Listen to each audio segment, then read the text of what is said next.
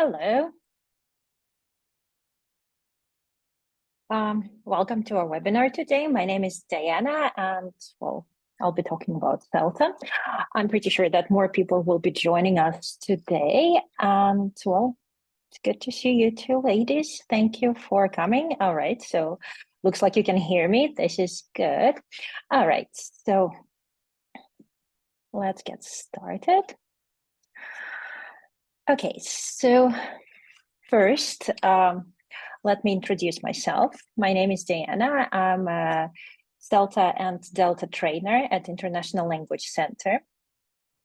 And this is a center which is based in Ukraine, but right now we're working online only, and we continue to run CELTA and Delta courses at our center. Yeah, all right, more people are here. Hello. Okay, so yes, and today I'm going to talk about CELTA. There will be some brief information about what CELTA is. I very much hope that you already know what it is. All right, and then, of course, I'll be talking about how this course is assessed, what people who are taking the course need to focus on, and what can help them to get a grade higher than a pass, and or what it takes to actually succeed and do well during the CELTA course, to pass it, and actually to take out as much as you possibly can. All right, so while people are joining, I'd like to get to know you a little bit. I can see some names here. Right, so could you please write in the chat all right, so okay, so some problems with the sound. Can you hear me? Could you please drop a plus if you can hear me? All right, so yes, some people can hear me. So Laura, I very much hope that you'll be able to join us and hear me. All right, just a warning, this webinar is being recorded. So, and later on, not right away, but a bit later, you'll be able to find it on YouTube as well. All right, so let's get started. And I'd like to get to know who you are, right? So could you please find the chat box and write in the chat the city where you are now, the school that you were, or the institution that you work for, age of the students that you work with, and number of years in teaching. I'll write my example now. So.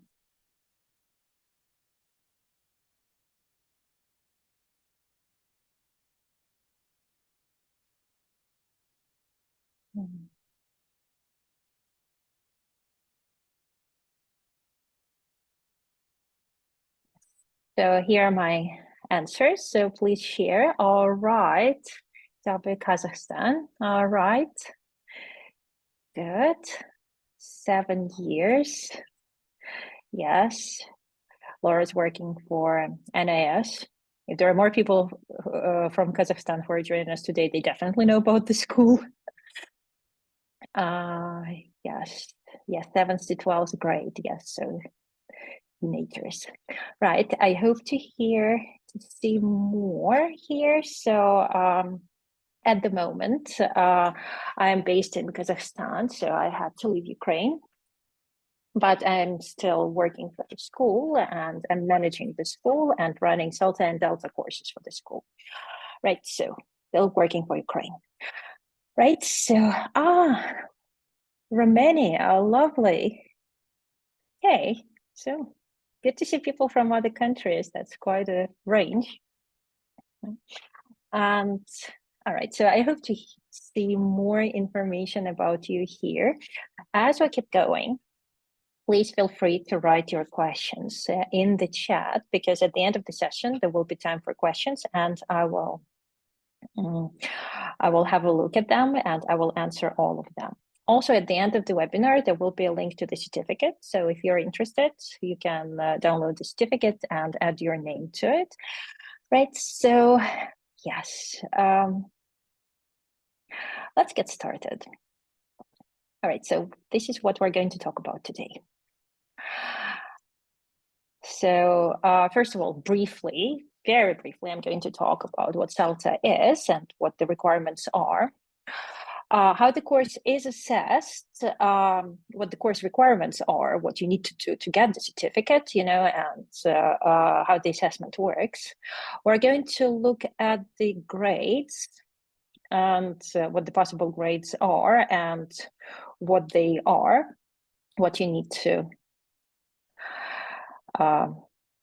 do in order to get that grade, and how to do well and fully benefit from the CELTA course. So without further ado, yes, CELTA, this is one of the, I still think it's, even now, it's been around for years, but it is still one of the most recognized and most well-known certificates in English language teaching out there in the world.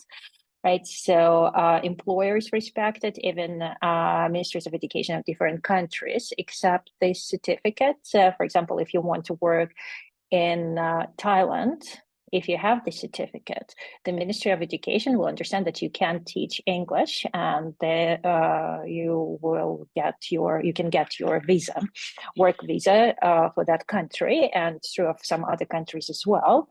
That is just my experience because I work there. So, and here's what CELTA is. Something that not many people know, but actually initially CELTA was created as a pre-service teacher training course. So technically, even those people who do not have any teaching experience, they can take this course. In reality, well, experienced teachers take this course and they do benefit from that course as well. For example, at the moment we're running a course and all of the course participants, and we have 15 people on the course, all of them are experienced English teachers, but they are learning and well, doing quite well now. So this is a highly recognized certificate around the world and qualification. It actually offers the candidates a very nice blend of theory and practice. And the beauty of it is that all of the input that you get, some people think that it's purely theoretical, but it isn't, because the input that you get will help you to do better in practice, because you'll be teaching real students from the very beginning of the course, and you'll be able to put everything that you learn right into practice.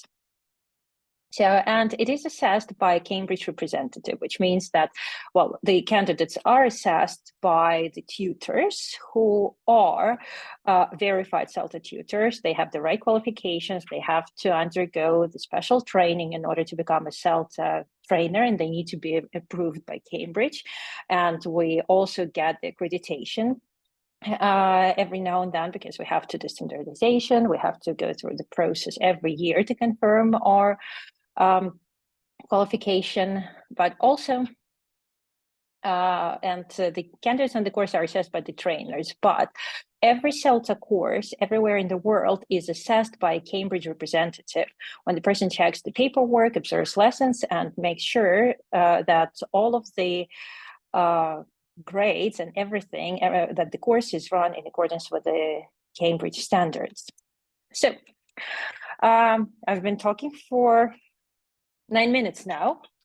So I'd like to take a bit of a pause. Here are the requirements for the CELTA course for someone to be accepted onto the CELTA course. So I'd like you to write which one of these 4 is actually not true. Right, so one of these is incorrect. Could you please write in the chat box which one is not a requirement to be accepted onto a CELTA course?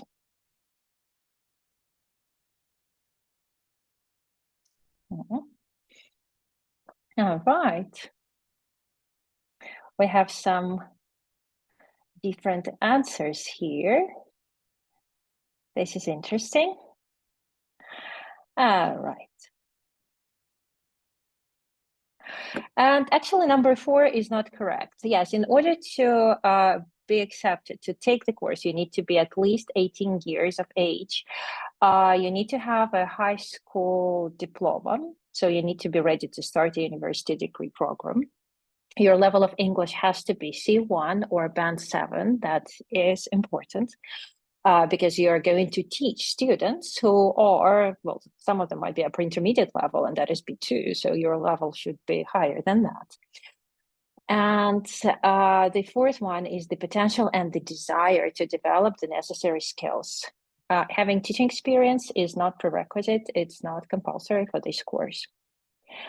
Right, so now that we've joined the course, we've been accepted, we need to do the course and we need to pass it successfully and get the certificate. So here's what needs to be done in order to get the certificate. So you need to complete 6 hours of moderated teaching practice at 2 distinctly different levels. That means that during the course, for example, how it's done at our center, we have trainees who teach 8 45-minute lessons. So 4 of those lessons can be at the elementary level and 4 of the lessons at the intermediate level, or pre-intermediate and upper intermediate. There has to be 1 level in between. So they have to be quite different, those 2 groups. And this is the actually the teaching practice is something that makes this qualification respected by so many employers, because they actually know when they see the certificate, they know that the person can survive in the classroom and do some teaching, which would be helpful for the students, and they can do their job. In addition to the 6 hours of observed and moderated teaching practice that the teacher needs to complete, they need to complete 6 hours of observations of experienced teachers. Some of them will be hours of observing the tutors who work on the course. And in addition to that, there will be some video observations of online and face-to-face classes. Also, you need to complete 4 written assignments. And again, this is one of the reasons why the level of English is important, because those have to be written in good language. And each of the assignments is 750 to 1,000 words long. Each of the assignments can be resubmitted. So, for example, if you don't pass the assignment on the first submission, you get it back with the feedback from the tutor. You get the chance to talk to the tutor and ask them questions. And after that, you have some time to make the necessary changes and resubmit the assignment. And that can be done for every assignment, which is a good thing because it makes it difficult to fail the assignments. This is the good thing. But the bad thing is that it does add up to the workload and to the paperwork that you have to complete as part of the course. Assignments are quite important because it is okay to fail one assignment. So 3 of them have to be passed on the first or second submission. But if anyone fails 2 assignments, they automatically fail the course. So that's why that is a very important component of the course as well.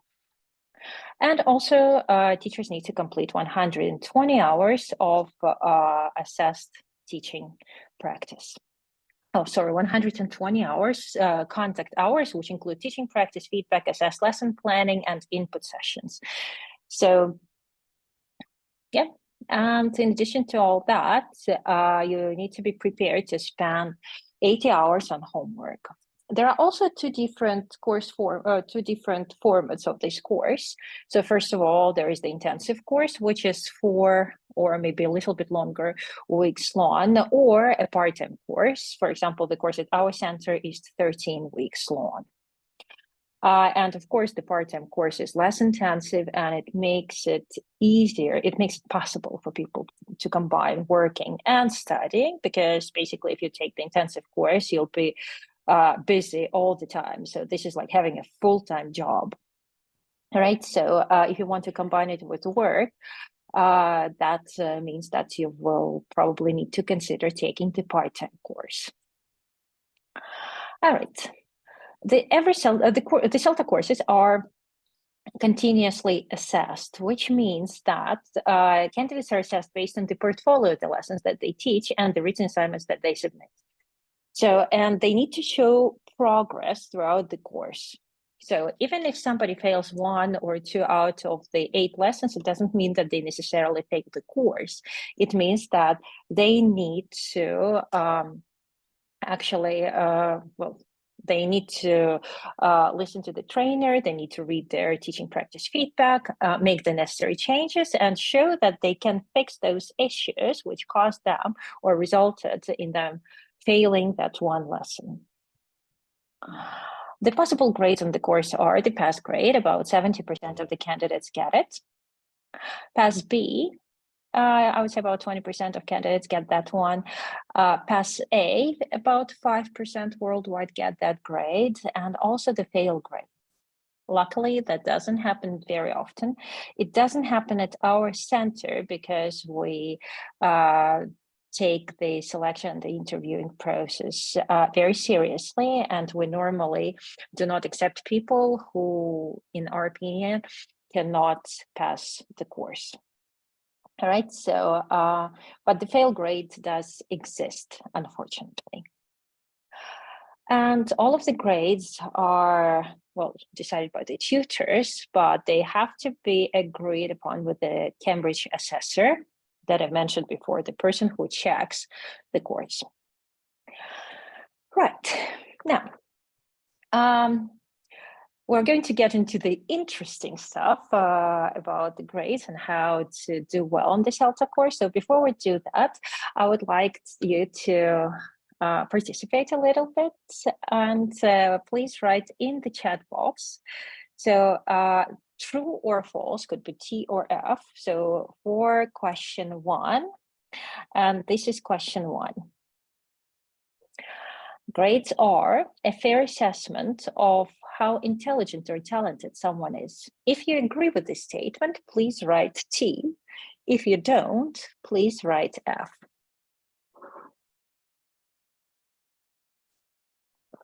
Thank you.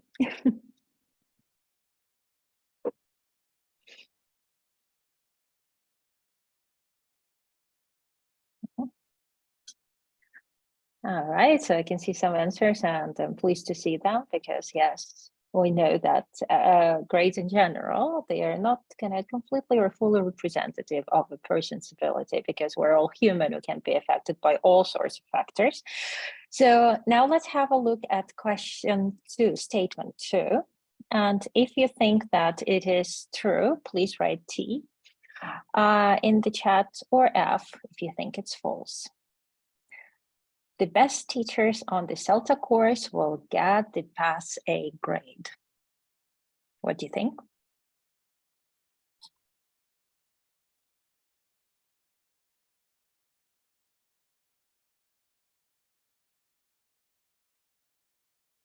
No, this seems to be a more difficult one.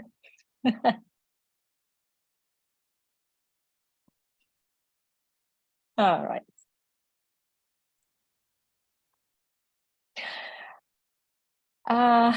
No, thank you. Yes, false or true. Well, actually, it is. I will say that it is false. The thing is, this is not a competition who the best teacher is, you know, and thinking of someone as the best is very misleading, right? And in order to avoid choosing the best or the worst teacher in the course trainers, first of all, do not compare the teachers on the course, and they assess them separately based on the criteria that we have. There are more than 30 criteria in the course. So, and those criteria are applied to each candidate separately. And we normally, well, not normally, we just don't say like, that lesson was better, right? Okay, and the last one, again, true or false. It's not worth getting CELTA if you get only a pass grade, the pass grade, or only a pass. How do you feel about this? So this is number 3.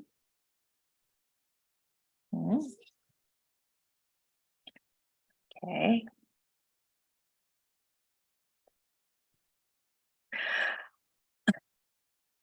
Natalia, that's a dangerous path to take. All right. So again, this is my opinion, but having worked on quite a lot of CELTA courses in my lifetime, and to be honest with you, I've seen probably like 4 or 5 grades. No, 4 or 5 A's. Well, definitely not, maybe more than 5, but definitely not fewer, no more than 10. That doesn't happen very often for a number of reasons. First of all of us are human beings, right? And people who take the course, teachers who are taking the course, they have to deal with all sorts of things and with all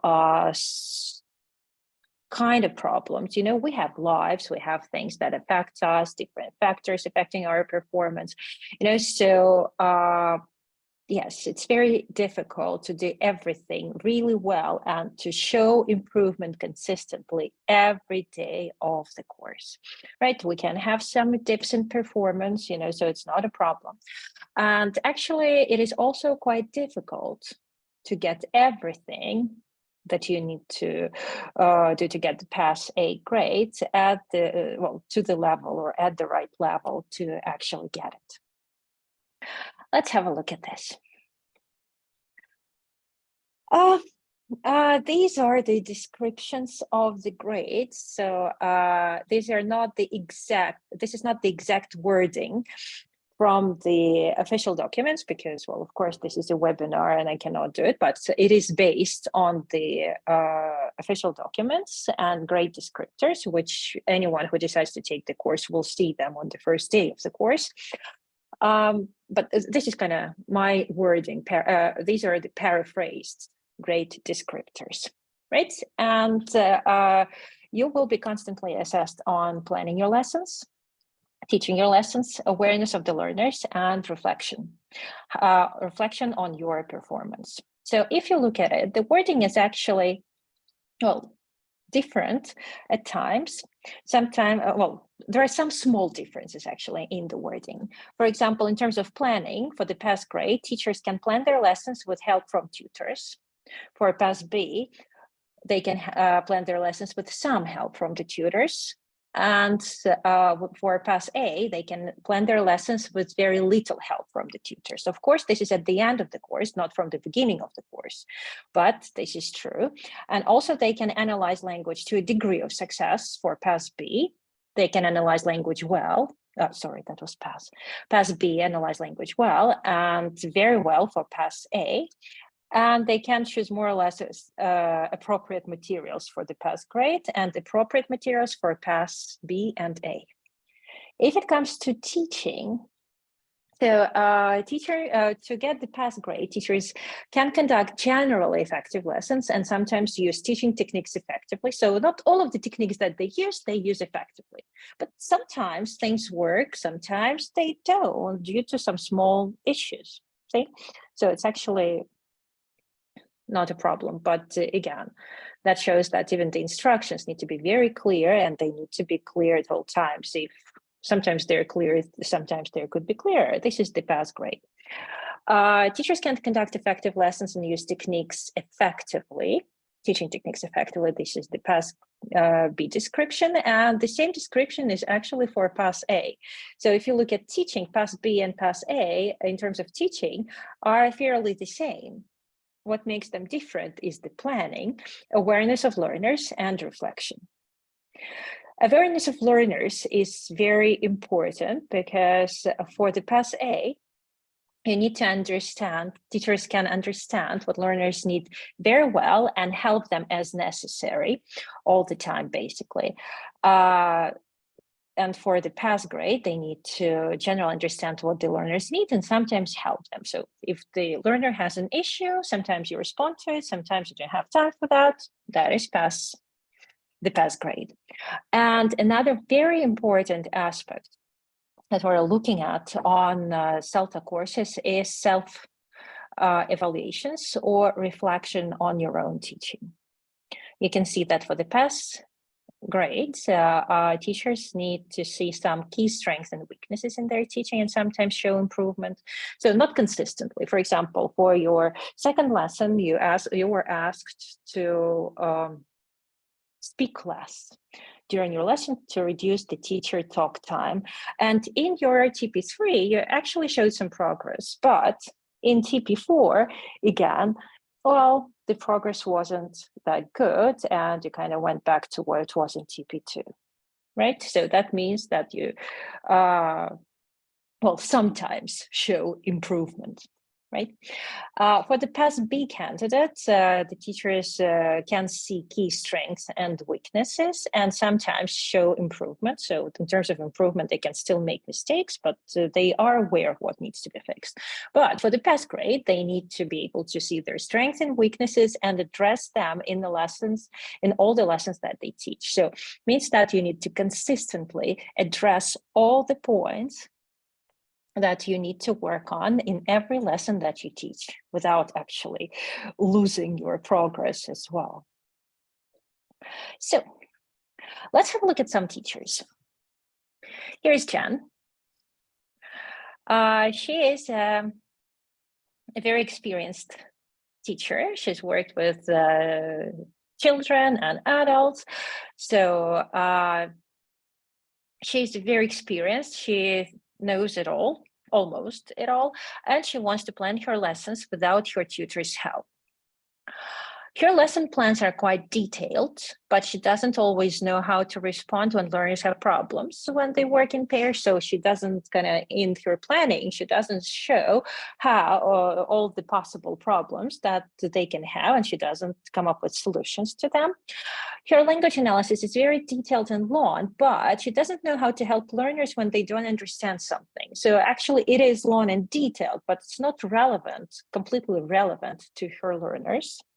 She wants her lessons to be perfect, but she always struggles to finish lessons on time because she wants to explain everything in detail, like stalking, just like me. As a result, she doesn't have time to focus on the key mistakes students make at the end of the lesson. So she kind of manages to get through the material in a bit rushed way, you know, so, but still at the end, she cannot do good error correction stage. And her self-evaluations are also quite long and detailed, but the tutors often disagree with what she thinks worked well in the lesson. So actually, there is some disagreement there as well. So what do you think Jan should get on this course? Would you please write your answer in the chat? Is it PAS, PAS B, or PAS A?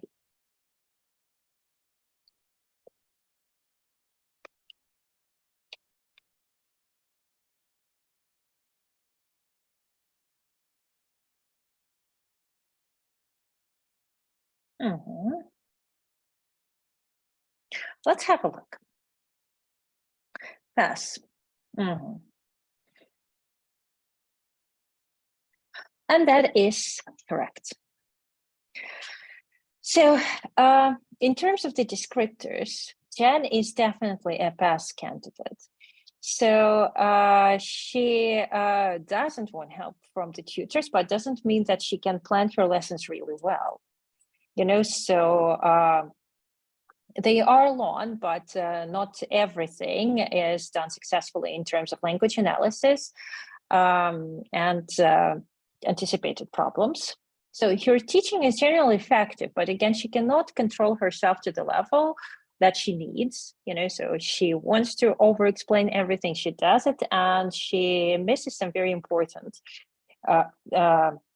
stages of the lesson as a result of that. Her awareness of the learners is good, so she knows what they're doing, but sometimes she doesn't know how to help them, especially when they're working in the breakout rooms in Zoom. And she apparently sees some key strengths and weaknesses, so not all of them, but some. So, and yes, she will get the PAS grade.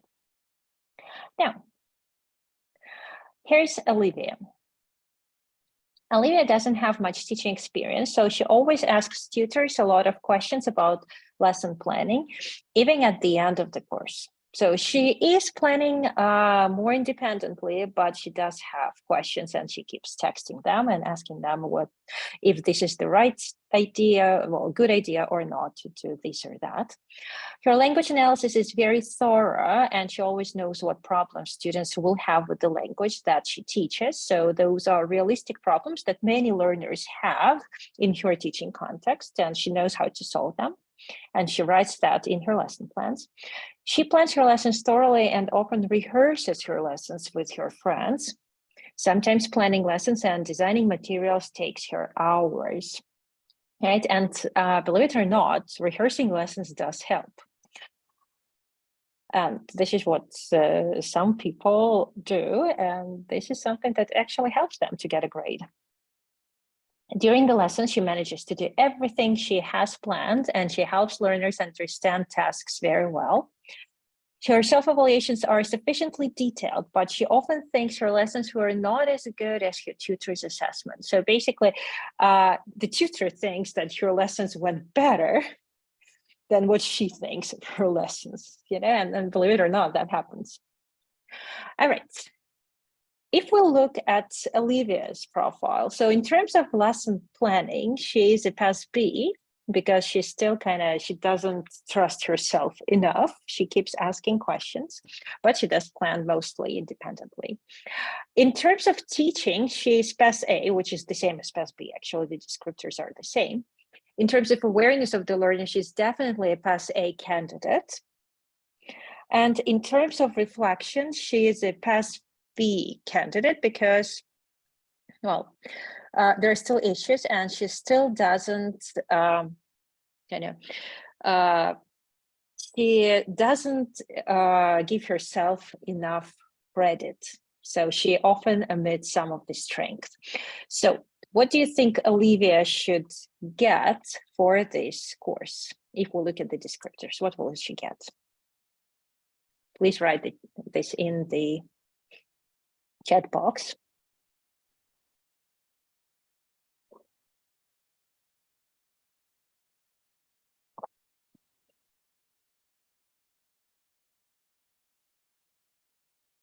All right. I think I have got enough to work with. Well, Olivia's grade will be pass B.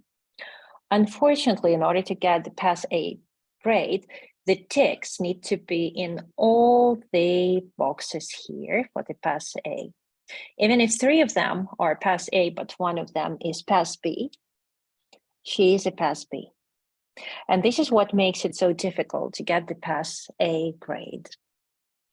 Because in order to get that grade, your performance needs to match all of the descriptors for that grade. Well, fair or not, the thing is, this is how normally people's performance is assessed in international exams. The same works for IELTS, the same works for Cambridge exams. So if you do not fit the descriptor, you cannot get that grade. All right, so let's see what can be done to actually try and get a higher grade on the course. So, first of all, expect it to be difficult and stressful. A lot of people complain that CELTA is stressful, but CELTA has to be stressful, because if it's not stressful, chances are you're not learning. This is a course that actually that will definitely teach you something, even if you're a very experienced teacher. So first of all, make the necessary arrangements to be able to dedicate enough time to the course. The arrangements need to be made before the course starts. So if you have family, if you have 3 kids and you want to take the intensive course, probably that's not a good idea, especially if your kids are like 3, 5, and 7 years old. You need to remember that you will need someone who will take care of the kids, who will take them out of your way and will let you participate in the input sessions during the day, and will make it possible for you to do homework in the evening and at night. Right? So during the course, Try to spend some time with the other teachers who are taking the course with you, to know that you're not the only person who is actually finding it difficult and who is struggling in the course. Because yes, people will have sleepless nights, people will have to juggle many things at the same time, but you are not alone. Everyone will be feeling this way. That's why it's very important to make friends with the people that you're taking the course with. Because if you help other teachers taking this course, they will be helping you as well. What comes around goes around, or it goes around comes around. You need to be nice to yourself and set aside some time to do things that you really like and that help you to calm down and relax. You will be working hard, so you need to give yourself some time, like an hour or 2 hours, or sometimes if you're really good at time management, the whole day, to do things that you like, that you enjoy, and things that can help you put your mind at peace. Here I have a picture of a woman hugging a cat. It helps some people. I know that it helps me. Right, and remember that professional development starts when you leave your comfort zone. So you cannot, if you want to develop as a teacher and you expect that the CELTA course will be nice and easy, well, if you are developing during the course, it will be not that easy. The next tip, someone's trying to unmute themselves. The next tip, listen rather than speak. No, of course you will have to speak, but listening is a rather underestimated skill nowadays. So listening is one of the teacher's superpowers. First of all, you will need to listen to your tutors as they're trying to make it easier for you to survive the course, right? So they are not enemies. They're trying to get you through this with maximum benefits, actually. Tutors who also tell you what is expected of you. No one's trying to keep it secret what the grades are. And again, the grades will be available to you. The grade descriptors will be available to you from the very beginning of the course. The problem is that people are so busy with other things at the beginning of the course that they forget to look at them, and then they get surprised. So listen to the tutors and to their tips about what is expected of your performance. Listen to the tutors and colleagues during the input sessions and ask questions when you don't understand something or disagree about something. Always a good thing to do. Of course, you'll be participating in discussions. You'll be doing a lot of speaking, but as you're speaking, also listen to other people, because there will be a lot of interesting points to take on board. Listen to your students, and that's even more important, So we have listening to the tutors, we have listening to your colleagues and peers. Now we have listening to the students, because the students are the most important thing and they can help you succeed in the course. So you need to see what they know and what they don't know for you to be able to teach them better. Shocking, right? And you need to listen to your students to understand how to plan your lessons better. Because it's the best lessons are planned with the learner in mind. Manage your time well. Look at your CELTA course timetable when you get it and see when you're, and you need to see when you're going to plan your lessons, when you're going to teach your lessons, and give yourself sufficient time to plan your lessons, and when you're going to write your assignments. So check all the deadlines, and right at the beginning of the course, think about how you're going to manage your workload and when you're going to start working on your lesson plans and when you're going to start working on your assignments.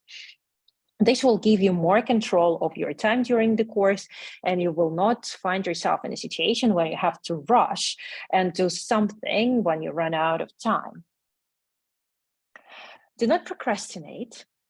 If you have enough energy or have ideas about your next lesson, it's a very good idea to actually start putting it on paper right away. Of course, and this is the picture. It's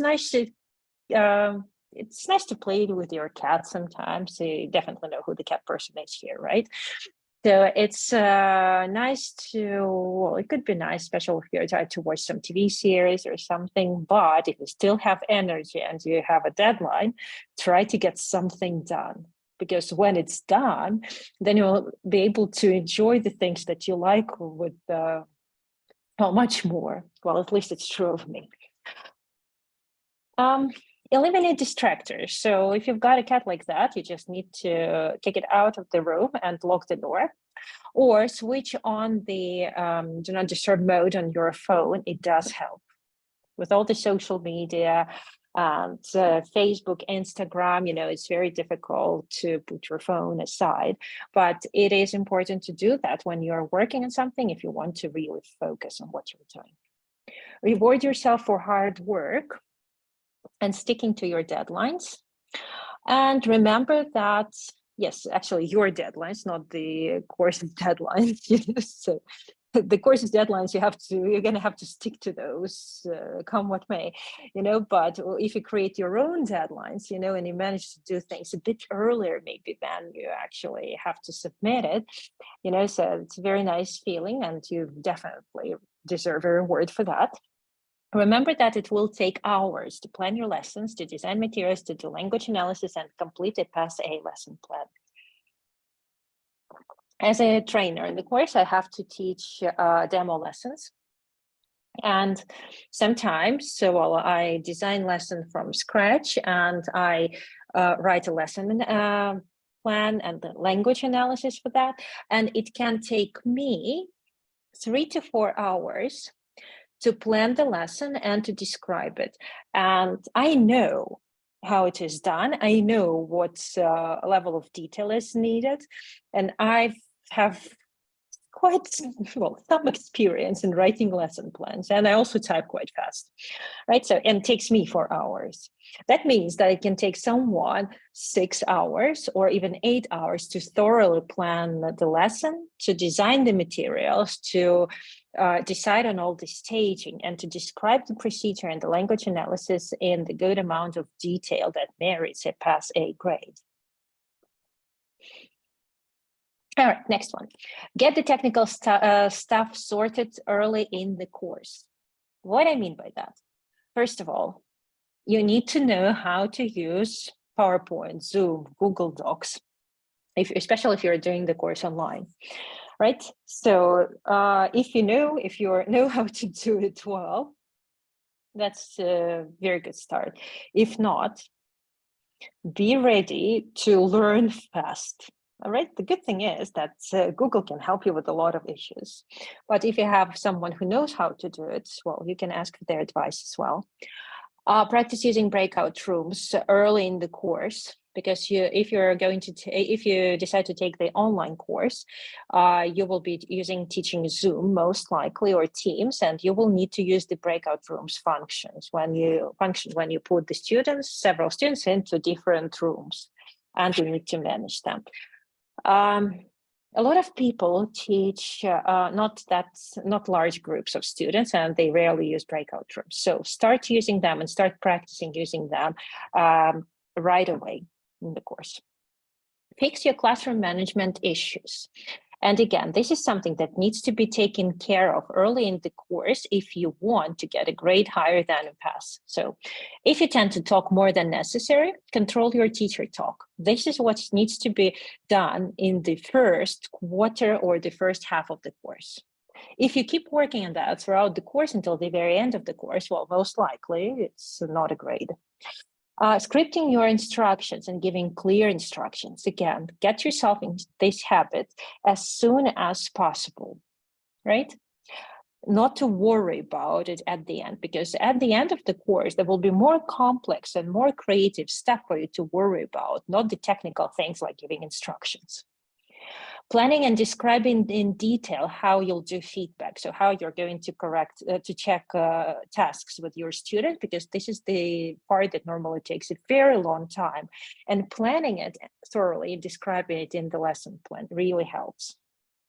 Try to be more attentive to the timing. This is something that 95% of teachers struggle with. They do not manage to do what they need to do in 45 minutes.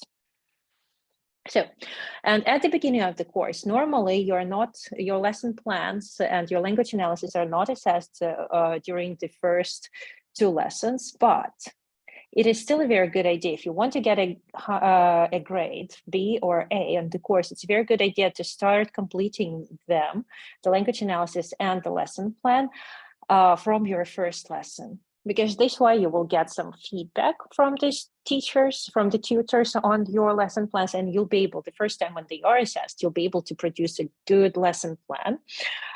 Which is a great thing. And also, again, you will have developed, by the second half of the course, you will have developed this habit of analyzing language and planning your lessons.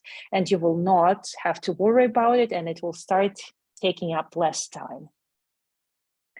Next, plan your lessons thoroughly.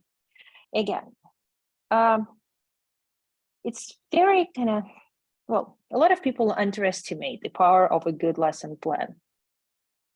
But to be honest with you, every trainer will tell you that when we see the lesson plan before the lesson, we already know in 90% of the cases how the lesson is going to go. Luckily, and this is a very good thing, there are still surprises.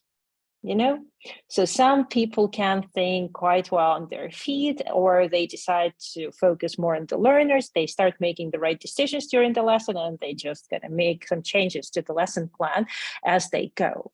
That happens. But in most cases, when we see the lesson plan, we know where the problems are going to rear their ugly heads, right? So you need to analyze language using tips from your tutors and the information that you're given on the course, about analyzing language.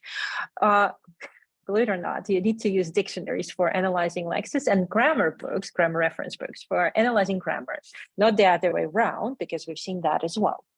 Okay, so do not look for grammar rules in a dictionary, please.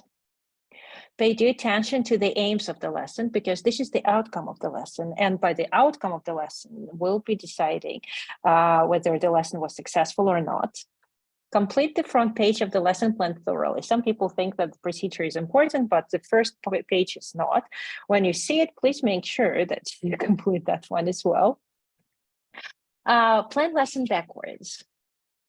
Actually, when you know what the aim of the lesson is, you need to think about the final activity of the lesson, because that activity needs to correspond to the aim, right? And then it's a good idea to start planning your lesson in a way that would lead and would make it possible for your learners to perform that last activity of the lesson, which shows that your aim has been achieved. So that means planning backwards and doing timing backwards. When you plan your lesson, check the timing starting from the last activity to make sure that you have enough time to do the last activity, because if you don't, you might not even achieve the aims of the lesson. So that would be a not a standard lesson. We're not talking about an A here. You need to describe the procedure in good amount of detail. That is important, and that will help you, because when you've thought about it at the planning stage, you will know how to do it and what to do during the lesson when you are stressed out, when you have 14 students that you have to teach and 6 other people observing you teach. So script your instructions, describe how you're planning to do feedback, anticipating classroom management problems and describing solutions to them. Remember about the needs and interests of your learners, and plan your lessons, as I mentioned before, with your learner in mind, because the learner should be your main priority on this course. And that brings me to my next point. Focus on the learners. See how well they work together. Some people will like working together, some people will not, but some people will need to work together because they can actually function well. Remember what their strengths and weaknesses are, and during the first stage of the course, you need to pay close attention to them and really see what they need help with. Monitor them at all times to see if they need help, and help them when you see that they're struggling. Because again, that's very important, and it is in the description of the grades. See what they like and what they don't like. That information is important because it's easy to make them talk and support you, and help you during your lessons if they're doing stuff that they like, or it's actually, you might even ruin your lesson if they do stuff that they don't like. And if you're planning to do something they don't normally like, the example would be a writing lesson. Think how to get them interested in it. Think how to sell it to them. Pretend that it is a speaking lesson and then just give them some writing at the end, So make use of, make sure, yes, so that's the wrong word. Make sure all of them are engaged, nominate and invite them to participate. If you're working with only 3 students out of your 14 students, that's going to be a problem. Write down the mistakes you hear and work with the language that they produce, because the mistakes and also the good things that you hear from them, that will be something for you to use during the feedback stage at the end of the lesson to help them improve their language. And that is the reason why you as a teacher should be in the classroom, right? I think we all agree about that. Yes, it is a course that you're taking, but you need to show that you can perform the function of the teacher. And remember that you're there to teach them, not to get your pass A. And in most cases, it does help, because when trainees, the courses are stressful. You'll be worried about so many things when you're teaching. But if you manage to focus on your students, not on yourself, a lot of people start doing the right thing, so they do follow their natural teaching instincts and actually help the learners. And this is what is very important on the course. Read and ask. Reading is an even more underestimated skill. Sometimes people just don't read at all. So you need to read the course documents before the course, read them during the course, read the plagiarism policy to see how to present your written work on the course, because a lot of people have to submit because they haven't done that. And that's your time, not only the tutor's time. Read the rubrics of the assignments before you start writing them. Of course, we'll be talking about the assignments, we'll be telling you what you need to do, but you still need to read the description of the assignment in order to be able to write it well. Do not rely on what you think you remember that your tutor said. No, it's all there, black and white. If you read something in a methodology book that looks different from what you're being taught on the course, or you think it's different from what you're being taught, ask your tutors for clarification, because sometimes, some things might seem different, but they just have slightly different names. Some confusion could be caused even by the slight differences in the terminology. And ask questions when in doubt. The tutors are there to help. Use them as your resource. Plan independently at the end of the course, not from the very beginning of the course, definitely not. And again, not completely, because you can still ask your tutors questions, but if you plan lessons together, it's definitely not a pass. But again, the tutors will tell you if they think that you can plan independently. Look at the material you choose and ask your tutor if they think this material is good for your last lesson and will help you to demonstrate good progress.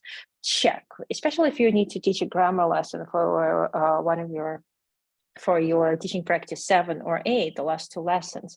It's a very good idea just to ask the tutor, do you think I should teach reported speech to this group, or should I look for a different topic or language point? Because we know what trainees need to show, need to demonstrate, and some language will not let them do that. For example, if you talk about comparatives, teaching comparatives. Comparatives are pretty much about teaching how to add ER and EST, right? So it doesn't make you a fantastic teacher. You can just show them the rules and just have them do it, right? Well, of course, I'm oversimplifying things, but it will not create an opportunity for you to shine. So check with the tutors when you choose the material for the last lessons. Do not over-rely on the course book. Plan your lessons with your students in mind. Be attentive to the timing, and it's better to have some time left and do an extra activity than run out of time before you finish teaching what you need to teach. And remember that less is more. A lot of people are very ambitious planners, so they try to teach them everything in 45 minutes, but it's just not physically possible. That's it. Just let it go. So be careful when you plan your lessons and decide on the scope. Now, evaluate critically the material you teach, as I mentioned before. Thoroughly look at the material you need to teach just to check if there are no mistakes or problems with it. That happens as well.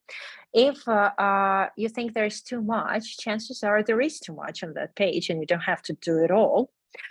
If you think it's not challenging enough for your students, discuss this with your tutor and think how to make it more challenging. Because if they complete everything in 20 minutes and you have 25 minutes doing nothing, that's not going to make your lesson great, right? If you think the layout is not appropriate, you can change the layout, and that's going to be a good thing for you. When you design your own tasks, always check with the tutor, because there could be some issues. Some tasks are very creative and they're very good, but still there are some things some small things that which will be very difficult to address during the lessons if any issues arise. So to be on the safe side, check with the tutor if you design your own task. Do not use the materials from other sources without checking with your tutor. So you will be giving material that you need to teach at the beginning of the course for the first half of the course, that's for sure. But do not take anything supplementary without checking with your tutor first. And at the end of the course, check with the tutor if the grammar point is suitable for your last lesson on the course. And the last one, do not chase the grade. Again, as I mentioned, this is not a competition who the best teacher is. It's not about the grade. It's about the fantastic experience that you're going to get. It's about the network of teachers you'll be working with. It's about your students that you will learn a lot from. So those who focus on the grade, they often forget about their own learning and the process of learning and the learning of their students. And that quite often prevents them from actually getting a grade higher than a pass. All right, so I'm done with this part. So this is the time for the questions, right? So please write your questions in the chat box if you have any, right? And I'll just give you some information about our school. We've been a center in Ukraine for more than 10 years now. Actually, it's definitely more. It's about 15 years now. So we're one of the first Ukrainian centers. And here are some pictures of our CELTA and Delta graduates here. We're working during COVID as well with the online CELTAs and face-to-face ones. Here's how you can find us on Instagram, right? So if you want to, you can just scan the QR code here and follow us on Facebook or Instagram. We do a lot of useful things there, so you can always get some teaching tips. And here's the information about the upcoming courses at our center. Right, so our next part-time CELTA course, which will be done completely online, starts on the 27th of January, 2023. That one is a 13-week course. Our part-time Delta Module 2 course starts on the 9th of January, 2023, and that one is a 16-week course. And the Delta Module 1, a 10-week course, starts on the 20th of March. And because we're trying to support Ukrainian teachers, we are actually offering some of the lowest prices for teacher training courses that you can find out there in the world. So that could be a good thing. Right, as I promised, here's the link to the certificate. I'm going to copy and paste it in the chat. I don't see any questions. So here's the link to the certificate, right? And well, thank you for joining us today. Right, so if you have any questions, please write them. I'm going to hang here. Okay. Yes, Victoria. Well, the main thing, the main difference about CELTAS and CELTA is, well, first of all, CELTAS is in teaching English to secondary school students, so that's to teenagers, and the course itself was a blended learning course. So most of the input was done on the platform, meaning Tatara platform. So you would be clicking through these materials and doing the tasks yourself, and the tutors would only assess you. But CELTA is different because the tutors are there with you, at least at our center, all the time, because we, yes, will do. So here's the slide. On the CELTA course, the input is done via Zoom. So it's done in a form of workshops, and the tutors are there with you all the time. So you're pretty much in contact with your tutors throughout the course, and you will get the chance to work with 2 tutors because at the in the middle of the course, tutors swap. All right, preparing for CELTA. Well, the best thing you can do, I think step 1 would be applying for the course, because during the interview, the tutor, the trainer who does the interview will actually, well, the trainer will give you some information about the course. In the applications, you often get a list of books which are recommended for the CELTA course. But after the interview, the tutor will have a better idea of what you need to prepare for the course. So whether you need to read something on the methodology or brush up on some grammar. Normally at our center, for example, when I interview people, when I see that they need some help with grammar, I normally send them a list of grammar points they need to review. Or if they need some teaching ideas, I can also recommend a book to read. But preparing for CELTA, well, the first step you need to take is to make actually take the interview and see how that goes. And after the interview, you yourself will have a better idea of what you need to do. Right, and you can also sign up. Well, follow us on Instagram. One of the books I normally recommend, I'll write it here, is J.M. Scrivener, Learning, Teaching. This is one of the classic books that people use in CELTA courses, so that's, well, that one won't do any harm, at least, right? So that's one of the books. And one of my favorite grammar authors is Michael Swan. Practical English Usage. All right, so hope that helps. But again, this is about personal preference. No. Right, so once again, thank you very much for joining me today. Hope you found it useful. Remember to follow us on Instagram and keep in touch if you have any questions. This is how you can find us. Thank you and have a nice evening. Bye.